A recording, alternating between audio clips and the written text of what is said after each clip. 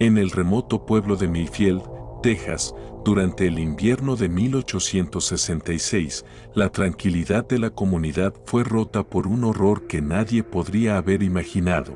Lo que comenzó como la desaparición de hombres jóvenes del pueblo se transformó en un descubrimiento tan espantoso que incluso los más valientes temblaron ante la verdad. Bajo el juzgado del respetado juez Harrison Crawford, se reveló un laberinto de cámaras ocultas, cada una equipada con cadenas, restricciones y condiciones primitivas de saneamiento, diseñadas para mantener prisioneros durante largos periodos de purificación espiritual. Los suelos cubiertos de paja mostraban manchas y decoloraciones que hablaban de meses de sufrimiento humano. Pero lo más desgarrador fue encontrar a 37 hombres aún vivos, muchos irreconocibles, entre ellos Samuel Morrison, un diácono metodista, cuya esposa Sarah colapsó al verlo. Su cuerpo estaba marcado por torturas sistemáticas y su mente dañada por abusos psicológicos diseñados para romper su voluntad y reconfigurar su personalidad según las retorcidas teorías teológicas de Crawford. Samuel, apenas capaz de hablar, susurró con incredulidad al ver a su esposa: ¿eres tú realmente? Pensé que moriría aquí sin volver a verte. Escenas similares de reunión y horror se repitieron a lo largo del sótano mientras las familias descubrían a sus seres queridos desaparecidos durante meses. Muchos sobrevivientes estaban en condiciones tan críticas que su rescate casi llegó demasiado tarde. Los muertos fueron encontrados en las cámaras más profundas, sumergidos en fosas de cal construidas con la misma meticulosidad que caracterizaba todo el trabajo de Crawford. El total de víctimas alcanzó los 89 hombres, convirtiendo el sótano del juzgado en uno de los crímenes más horribles en la historia de Texas. Crawford fue encontrado muerto en su despacho, con un revólver en la mano y una botella vacía a su lado.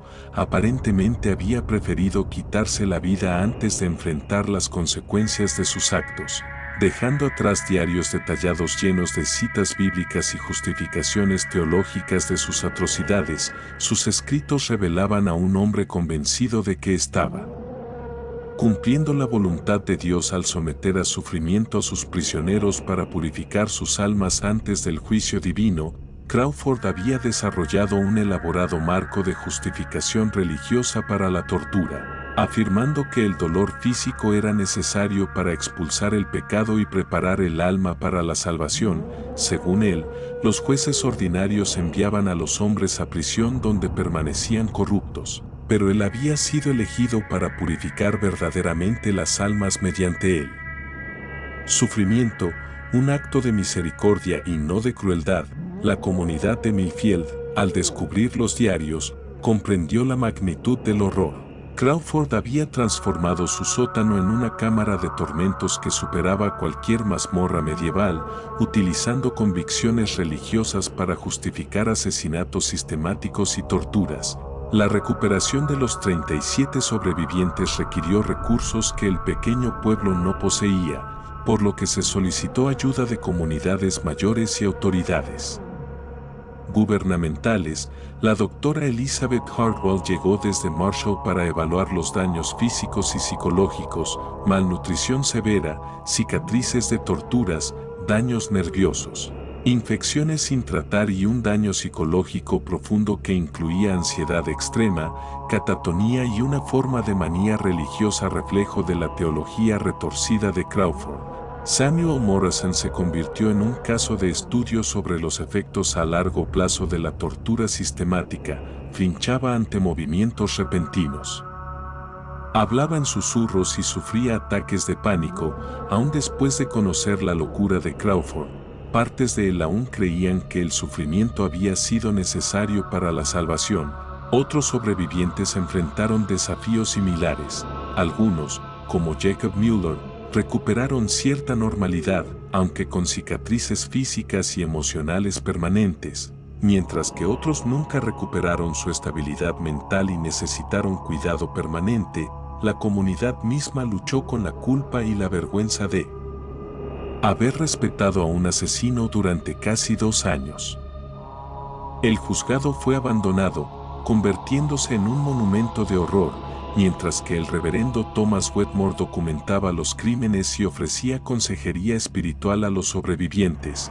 Investigaciones posteriores revelaron que Harrison Crawford no existía como tal, era Thomas Hartman, exoficial de inteligencia confederado que había desarrollado técnicas de tortura durante la guerra y transformado su identidad para continuar sus crímenes en un pueblo remoto de Texas, Martha Kellerman, cuya valentía fue crucial para exponer a Crawford, se convirtió en heroína local y defensora de los derechos de los prisioneros, enseñando que el mal se oculta a simple vista y que actuar frente a la injusticia es responsabilidad de todos.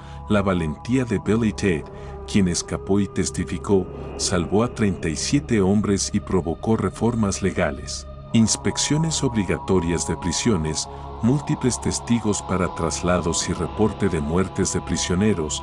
Los crímenes de Crawford llevaron a estudios de psicología criminal, reconocimiento temprano de predadores religiosos y técnicas de manipulación psicológica sofisticadas, así como al estudio de casos de síndrome de Estocolmo. La historia de Mayfield mostró que incluso ciudadanos ordinarios podían confrontar el mal y prevenir tragedias si actuaban pese a los riesgos. El legado de Crawford permaneció como advertencia. Los monstruos más peligrosos a menudo se esconden tras la autoridad y la respetabilidad, y la responsabilidad de cuestionarlos recae en cada ciudadano vigilante. Después de la liberación de los sobrevivientes del sótano de Mayfield, la atención del país se centró en el pequeño pueblo, que hasta entonces había permanecido en la sombra, ignorado por la mayoría. Los medios de comunicación nacionales enviaron periodistas y fotógrafos, y lo que encontraron superó cualquier expectativa: casas abandonadas, calles vacías, y un silencio tan pesado que parecía absorber el aire mismo. Los habitantes que quedaban hablaban con miedo, algunos en susurros, recordando cómo Crawford, bajo la apariencia de un hombre piadoso y juez respetado, controlaba la vida de cada ciudadano, manipulando su religión y temor para encubrir sus crímenes. Los diarios de Crawford, hallados intactos en su despacho, revelaban un método meticuloso de selección de víctimas, hombres jóvenes, inteligentes, pero con debilidades emocionales. Eran elegidos por su potencial para ser purificados y sometidos a un proceso de tortura progresiva, diseñado no solo para destruir su cuerpo sino también para reconfigurar su mente según la ideología de Crawford.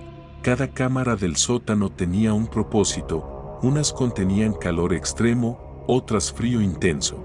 Algunas privaban del sueño durante días, otras aislaban completamente a los prisioneros de cualquier estímulo humano. Las paredes estaban cubiertas de símbolos crípticos, anotaciones teológicas y diagramas de tortura que Crawford había desarrollado a lo largo de años de estudio, combinando conocimientos de antiguos inquisidores europeos con prácticas aprendidas durante la Guerra Civil. Los sobrevivientes contaron historias que dejaron a todos en estado de shock. Jacob Mueller relató cómo Crawford lo obligó a confesar pecados que ni siquiera sabía que existían, mientras que Samuel Morrison recordó noches enteras escuchando los gritos de hombres que finalmente sucumbían a la locura. Los médicos y psicólogos que llegaron al lugar tuvieron que enfrentarse a un dilema: cómo tratar a hombres que habían sido sistemáticamente deshumanizados y cuyas memorias traumáticas eran tan vividas que incluso la comida o la luz solar podían desencadenar ataques de ansiedad extrema. Entre los sobrevivientes, algunos desarrollaron un tipo de hiperreligiosidad patológica, repitiendo las oraciones de Crawford como si fueran mantras, mientras que otros se volvieron cínicos, incapaces de confiar en nadie. La recuperación del pueblo fue lenta: escuelas cerradas, negocios arruinados, familias destrozadas. La comunidad se vio obligada a reinventarse. Martha Kellerman lideró un grupo de voluntarios que documentaba cada detalle de las cámaras de tortura, entrevistaba a sobrevivientes y recopilaba pruebas para las futuras investigaciones federales. Su objetivo era asegurarse de que ningún otro individuo pudiera ocultar crímenes similares detrás de la fachada de autoridad o piedad religiosa. Sin embargo, las investigaciones revelaron que Crawford había tenido cómplices, hombres y mujeres que, aunque no participaron directamente en las torturas, ayudaron a mantener las operaciones. Desde la construcción de las cámaras hasta la vigilancia de los prisioneros, entre ellos estaba el carnicero local, James Pritchard, quien durante años había suministrado carne y alimentos a los sobrevivientes, controlando cuidadosamente quién recibía qué cantidad para maximizar el sufrimiento sin provocar muertes prematuras.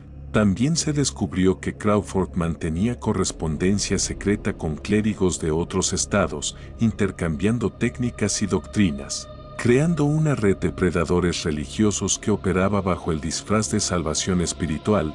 Los diarios incluían nombres, fechas y rituales completos que revelaban la planificación meticulosa de asesinatos selectivos, así como métodos psicológicos de manipulación que prefiguraban técnicas modernas de control mental. En el juicio, los testimonios de los sobrevivientes provocaron lágrimas, gritos y, en algunos casos, colapsos físicos en la corte. La defensa intentó argumentar que Crawford había actuado por motivos de bien mayor y que las muertes eran accidentales. Pero los expertos forenses y psiquiátricos desmontaron cada argumento. Las mutilaciones, las fosas y las marcas de tortura mostraban un patrón sistemático y premeditado.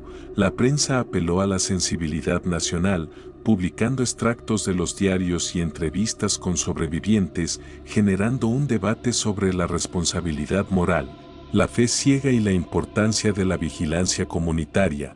Paralelamente, algunos curiosos comenzaron a explorar el sótano abandonado, buscando los símbolos y cámaras descritas en los diarios. Las autoridades tuvieron que asegurar la zona, pues la fascinación morbosa de algunos podía derivar en accidentes o la perpetuación de la violencia simbólica que Crawford había iniciado.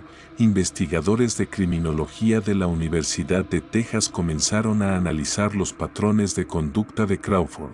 Comparándolos con asesinos en serie contemporáneos, descubrieron que su capacidad de manipulación psicológica y la construcción de un mito religioso personal eran herramientas para garantizar obediencia absoluta.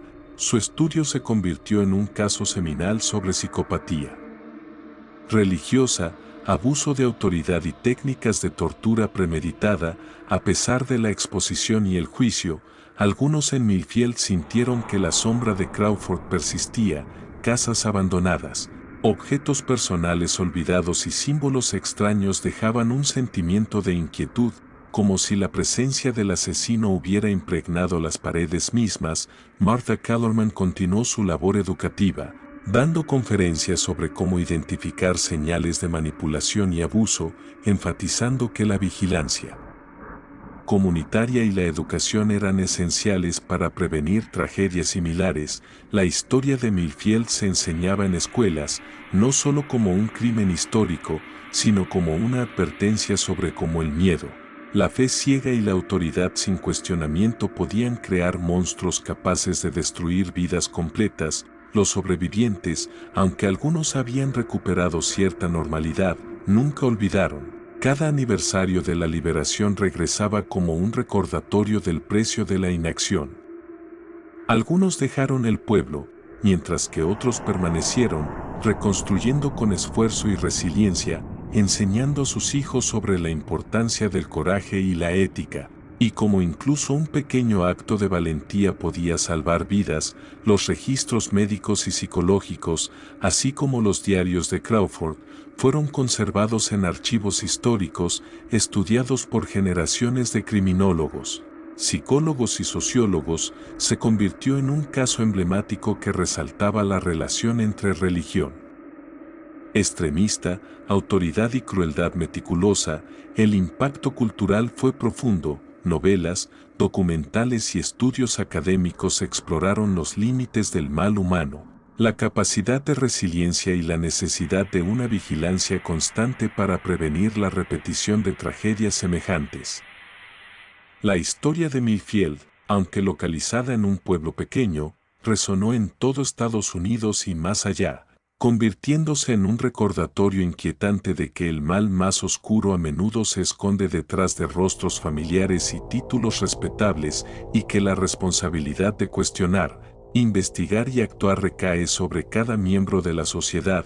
El juicio de Crawford había capturado la atención de la nación, pero mientras la corte deliberaba, surgieron nuevos descubrimientos que hicieron que la historia pareciera aún más aterradora.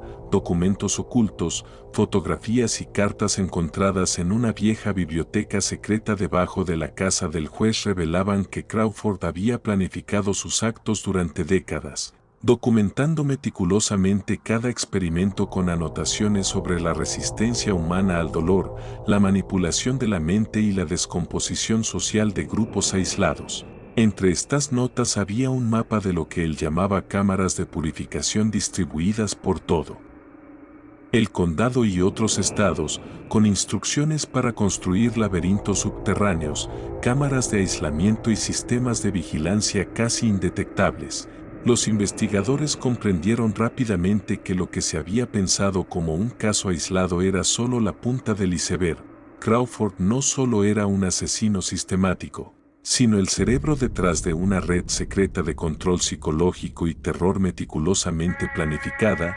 Los sobrevivientes comenzaron a recordar detalles que antes parecían insignificantes, como símbolos tallados en las paredes de iglesias locales, extrañas reuniones nocturnas y mensajes codificados en periódicos y carteles comunitarios. Cada fragmento de memoria reconstruía un rompecabezas más grande y perturbador.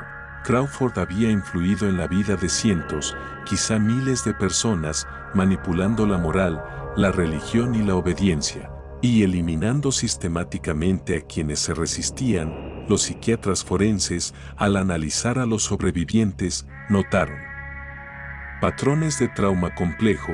La exposición prolongada a la tortura y manipulación mental había creado personalidades divididas, con recuerdos fragmentados y episodios de disociación severa. Algunos experimentaban flashbacks de los rituales, los gritos y las cámaras, mientras otros desarrollaban síntomas obsesivos, limpiar, repetir rituales religiosos o repetir las órdenes que Crawford había impuesto, creyendo que así podían evitar otra tragedia.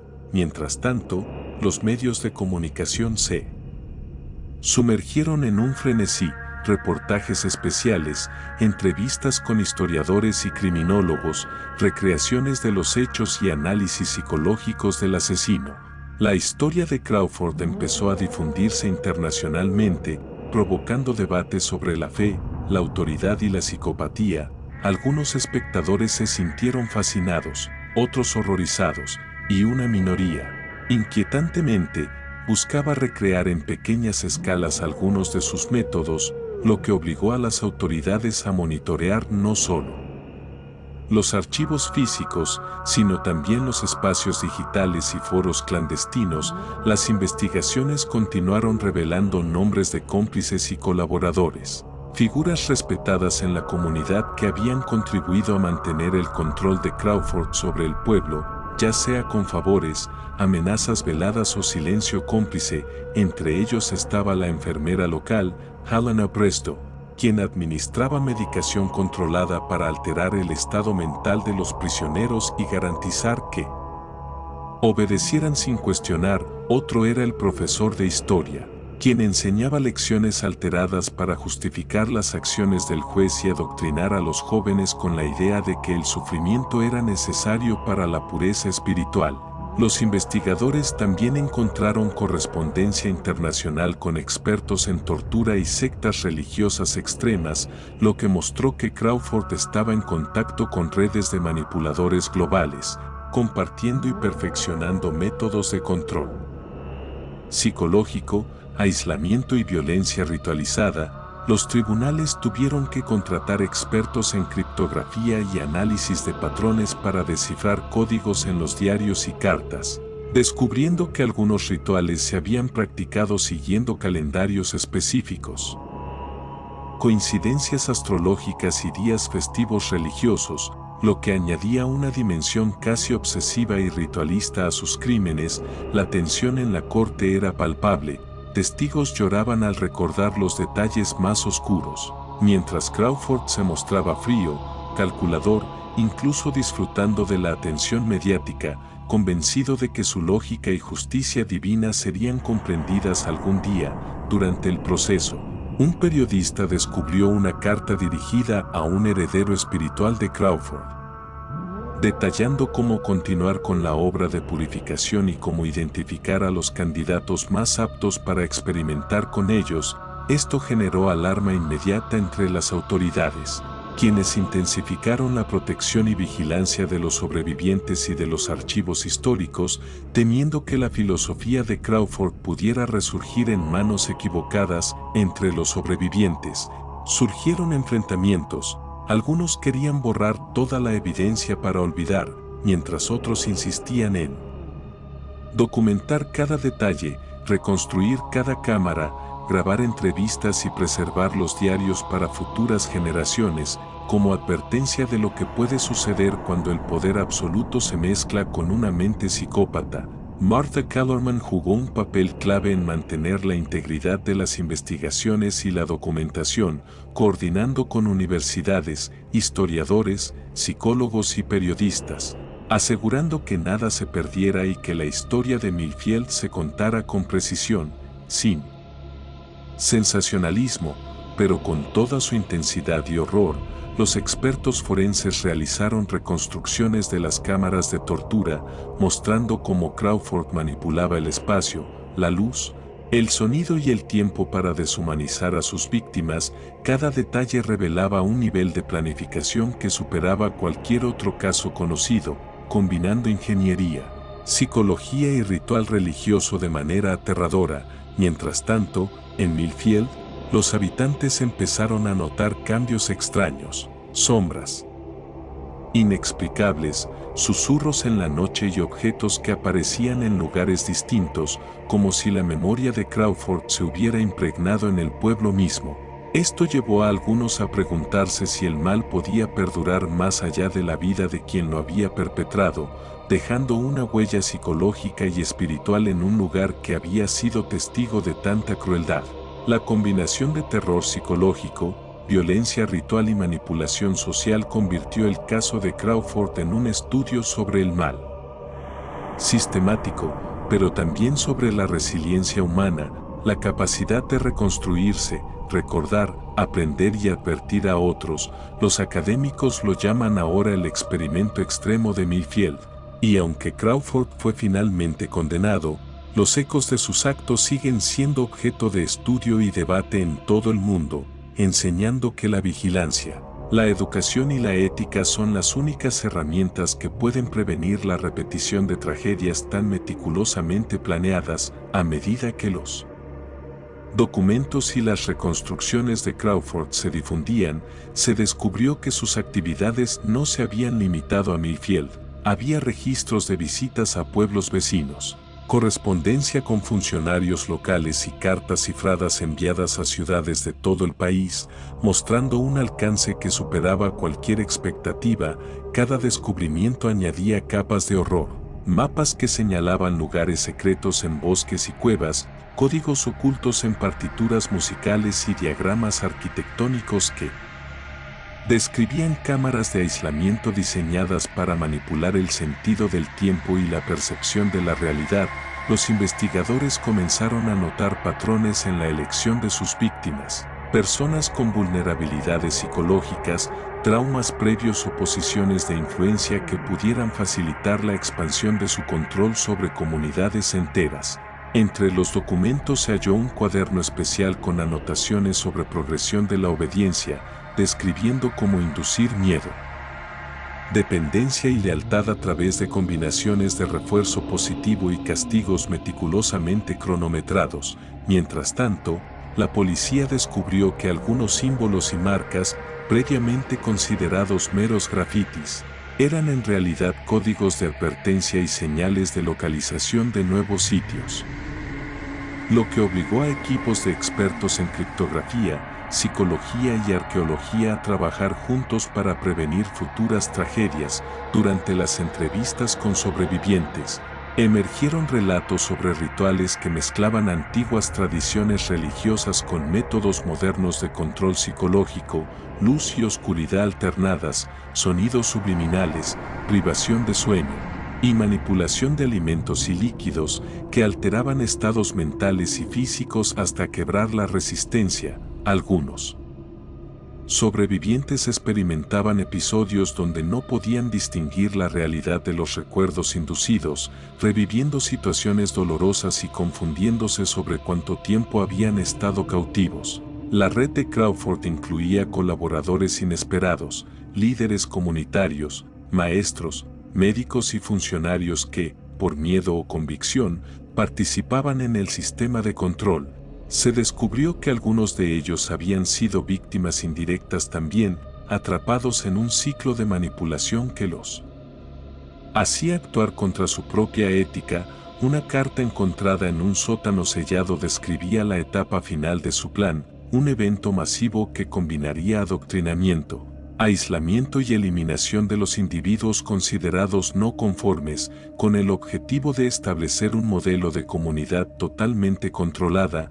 Esta revelación provocó alarma nacional, y las autoridades aceleraron la investigación para identificar cualquier indicio de preparación de este evento, revisando registros de construcción, permisos de obras y compras inusuales de materiales en varias localidades. Los medios siguieron cada avance, pero incluso ellos reconocieron que muchos detalles eran demasiado perturbadores para difundir sin causar pánico. Mientras tanto, los expertos en trauma comenzaron a documentar la reacción psicológica de los pueblos afectados. Ansiedad masiva, miedo a símbolos cotidianos, cambios en el comportamiento social y una desconfianza generalizada hacia autoridades, instituciones y vecinos. Los historiadores comenzaron a rastrear antecedentes de Crawford, descubriendo que su obsesión por el control y el poder absoluto se remontaba a su infancia, marcada por abusos, aislamiento y fascinación por rituales antiguos y sociedades secretas. Cada nueva pieza del rompecabezas mostraba que Crawford no era simplemente un asesino, sino un estratega de la manipulación humana, un arquitecto de terror psicológico que había estudiado, planeado y perfeccionado su método durante décadas. Entre los hallazgos más inquietantes estaban diagramas de lo que él llamaba células de aislamiento mental, donde la disposición de los espacios, la luz, el sonido y los estímulos sensoriales se combinaban para inducir miedo, sumisión y dependencia, experimentando con la mente humana como un científico frío y metódico. Las reconstrucciones virtuales permitieron a los investigadores y psicólogos analizar la precisión de sus métodos, confirmando que Crawford había logrado alterar significativamente la percepción del tiempo, la memoria y la identidad de sus víctimas, creando un tipo de control que pocos podían resistir. La prensa internacional comenzó a difundir la historia con titulares sensacionalistas y pronto académicos, criminólogos y psicólogos de todo el mundo se involucraron, debatiendo cómo una sola mente pudo organizar y mantener un esquema de terror tan amplio y meticuloso sin ser detectado por las autoridades durante tanto tiempo. Entre los sobrevivientes surgió una división sobre cómo preservar y usar la información recopilada. Algunos querían que se convirtiera en advertencia permanente, mientras que otros deseaban olvidar y cerrar ese capítulo para siempre. Martha Kellerman continuó coordinando esfuerzos de preservación de archivos y testimonios, asegurándose de que cada detalle se documentara con precisión, incluyendo objetos, fotografías, planos y grabaciones, para que futuras generaciones comprendieran la magnitud del caso. La policía, por su parte, implementó protocolos especiales de seguridad para proteger a los sobrevivientes y mantener los archivos en lugares seguros, temiendo que grupos interesados en replicar los métodos de Crawford intentaran infiltrarse. Al mismo tiempo, surgieron debates éticos sobre la difusión de detalles tan perturbadores. ¿Debía el público conocer cada método, riesgo y escenario, ¿O era más prudente limitar la información a investigadores y académicos? Esta tensión reflejaba un tema central en el caso Crawford, el conflicto entre conocimiento y seguridad, memoria y olvido, advertencia y trauma. Los psicólogos comenzaron a estudiar los efectos transgeneracionales, como la exposición indirecta a los horrores de Crawford afectaba a familiares de las víctimas, creando ansiedad, fobias y comportamientos defensivos que trascendían generaciones. Se plantearon preguntas sobre el legado del mal y cómo prevenir que la fascinación por la violencia condujera a nuevos intentos de replicar sus métodos. Mientras tanto, un equipo de investigadores descubrió que Crawford había mantenido un diario secreto de experimentos sociales, grabando interacciones humanas en diversos contextos para evaluar obediencia, miedo y manipulación, demostrando un nivel de planificación y análisis estadístico que convertía su actividad en un proyecto casi científico. Aunque moralmente repugnante, este descubrimiento abrió un debate global sobre ética, psicología y criminología, cuestionando cómo la sociedad podía detectar y prevenir la escalada de violencia sistemática antes de que alcanzara dimensiones catastróficas. La intriga y el horror continuaban. Cada nueva revelación mostraba que Crawford no solo había cometido crímenes, sino que había creado un legado de terror estructurado, codificado y expandible, dejando a la humanidad con una lección amarga: la vigilancia, la educación y la ética son esenciales para evitar que mentes semejantes se encuentren en él. Poder para corromper y destruir comunidades enteras. La tensión alcanzó su punto máximo cuando los investigadores descubrieron que Crawford había dejado instrucciones detalladas para lo que él llamaba la fase definitiva, un escenario que combinaba aislamiento, manipulación psicológica extrema y un plan sistemático para eliminar a cualquiera que no se ajustara a sus reglas. Un esquema diseñado para perpetuar el terror incluso después de su desaparición o muerte, y que revelaba un nivel de planificación que parecía casi imposible de concebir, con mapas secretos, horarios precisos, códigos ocultos y rituales diseñados para inducir miedo absoluto en cualquier persona que se acercara a sus dominios. Mientras las autoridades trataban de rastrear la implementación de estas instrucciones, se encontraron con obstáculos imprevistos. Algunos sitios habían sido alterados, otros destruidos, y algunos parecían haber sido ocupados por nuevos adeptos dispuestos a continuar su legado, lo que hizo evidente que la amenaza no había terminado y que Crawford había logrado establecer una red que podría sobrevivir incluso sin su presencia física, un hecho que llenó de horror a expertos en criminología, psicología y seguridad nacional, y que llevó a la creación de comités especiales para monitorear áreas sensibles y prevenir cualquier intento de replicación de sus métodos.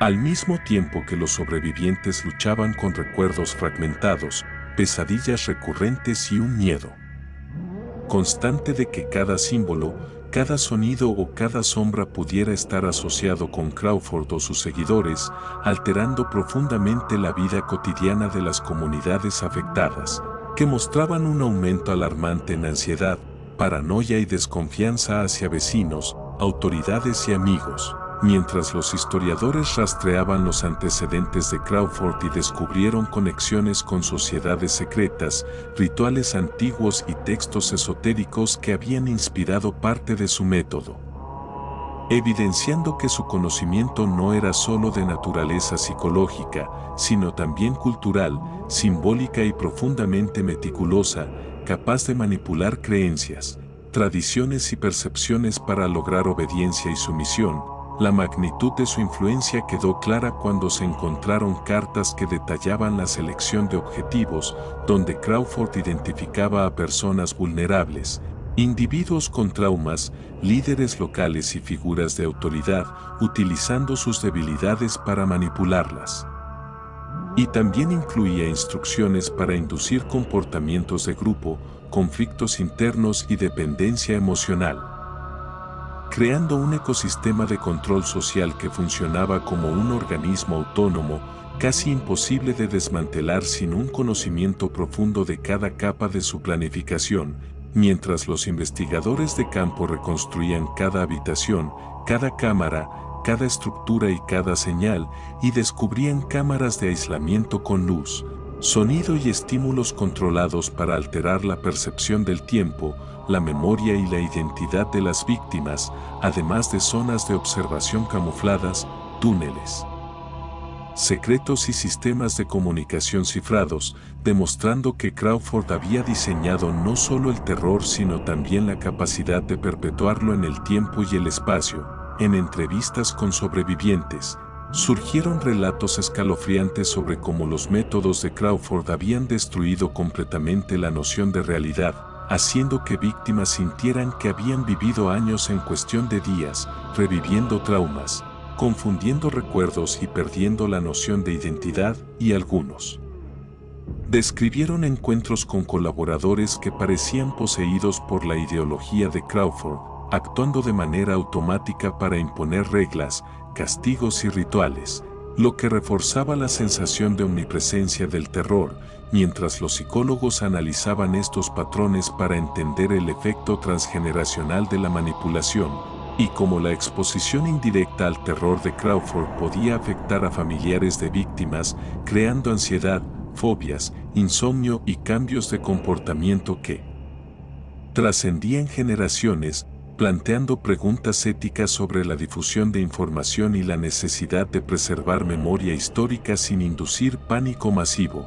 Simultáneamente, la prensa internacional publicaba reportajes sensacionalistas, pero incluso ellos reconocieron que muchos detalles eran demasiado perturbadores para mostrar sin riesgo de desatar miedo colectivo, mientras expertos en ética y criminología debatían si los métodos de Crawford debían estudiarse a fondo para prevenir futuros casos, o si difundirlos podría inspirar imitadores, un dilema que reflejaba el núcleo del caso, el equilibrio entre conocimiento y seguridad, memoria y trauma, advertencia y potencial réplica del mal.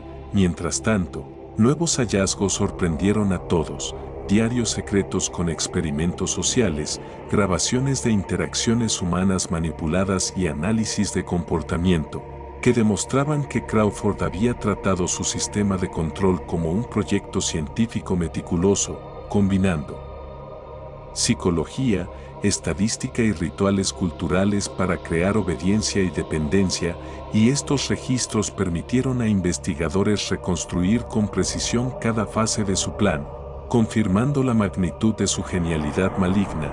La tensión alcanzó un clímax cuando se localizaron mapas de nuevas instalaciones, listas de individuos marcados y símbolos de advertencia, lo que provocó movilización inmediata de fuerzas policiales y equipos multidisciplinarios para neutralizar cualquier riesgo.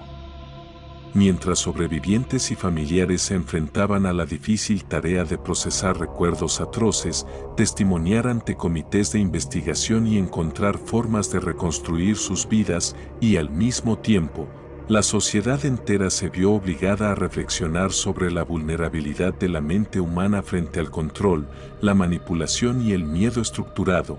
Finalmente, el análisis integral del caso Crawford dejó una conclusión ineludible: la amenaza del terror psicológico no termina con la captura del perpetrador, sino que persiste en la memoria de quienes sobrevivieron, en las comunidades afectadas y en la estructura misma del legado que se intentó construir, enseñando al mundo que la vigilancia constante, la educación, la ética y la conciencia social son esenciales para prevenir que individuos semejantes encuentren poder para corromper, controlar y destruir vidas humanas, y dejando un mensaje sombrío y claro: el mal organizado, metódico y silencioso puede trascender generaciones si no se reconoce y combate con determinación, conocimiento y humanidad.